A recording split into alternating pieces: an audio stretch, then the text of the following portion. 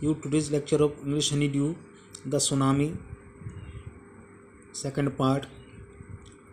Tilly Smith एक British लड़की थी जो कि थाईलैंड के फुकेट बीच पर थी जब सुनामी आई थी। और वैसे तो उसने बहुत सारे अवार्ड जीते थे, लेकिन फिर भी उसके माता पिता ने उसको किसी भी इंटरव्यू देने से मना कर दिया था टेलीविज़न पर कि एक हीरोइन जैसा काम मत करो, कोई भी इंटरव्यू मत देना। Now here is a story from Thailand. अब थाईलैंड की स्टोरी जानते हैं। Smith family south east England से यहाँ आई थी थाईलैंड फुकेट बीच पर, और क्रिसमस की छुट्टी मनाने वो साउथ थाईलैंड में रुके हुए थे।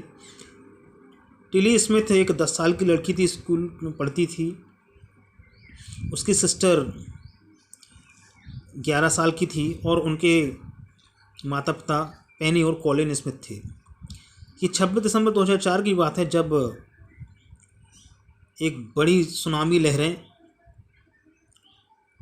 और उनके रास्ते में आईं और बड़ा सा भूकंप नॉर्थ सुमात्रा में आया था उसी दिन सुबह। पेनी स्मिथ याद करती हुई बताती हैं, the water was swelling and kept coming in. पानी तेज़ी से उफन रहा था और इस तरफ आ रहा था, और जो बीच का एरिया है, बीच है, समुद्री बीच, वो हर पल छोटा होता चला जा रहा था क्योंकि पानी आगे आ रहा था। और मैं नहीं जानती कि क्या हो रहा था। तब लेकिन टिली स्मिथ को लगा कि कुछ ऐसा होने। ज्योग्राफी लेसन में अपने पढ़ा था उसने इंग्लैंड में कुछ समय पहले ही, जब वो थाईलैंड नहीं आई थी। उसने देखा कि धीरे धीरे समुद्र ऊपर उठ रहा है, उसमें झाग बन रहा है, बबल्स बन रहे हैं और भंवर बन रही है। उसे याद आया कि क्लास में उसके ज्योग्राफी टीचर ने हवाईयन आइलैंड्स जो 1946 में आया था उसका एक वीडियो दिखाया था उनके ज्योग्राफी टीचर ने कि किस तरह से एक सुनामी आती है। और उन्होंने बताया कि सुनामी भूकंप की वजह से या फिर वोल्केनो इरप्शन से या फिर लैंडस्लाइड से आती है। टिली ने चिल्लाने शुरू किया, अपने परिवार को आवाज़ लगाई बीच पर। उसने कहा कि अर्थक्वेक शायद कोई आया है, और I did not know what a tsunami was.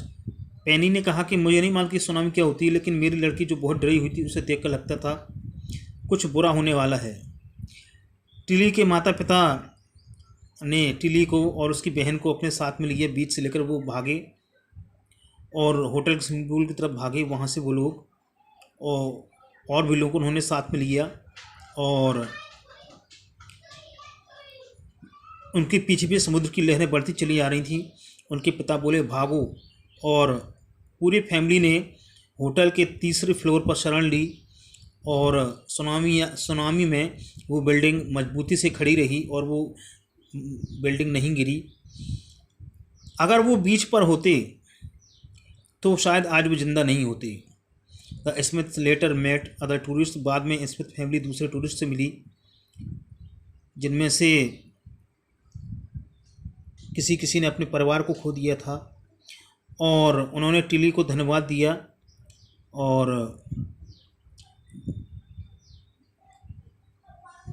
कि उसके ज्योग्राफी का जो चैप्टर था उसने उन्हें चेतावनी दी। Tilly went back to her school. और टिली जब वापस अपने स्कूल गई इंग्लैंड में, उसने अपने दोस्तों को थाईलैंड की इस सुनामी के बारे में पूरी कहानी बताई।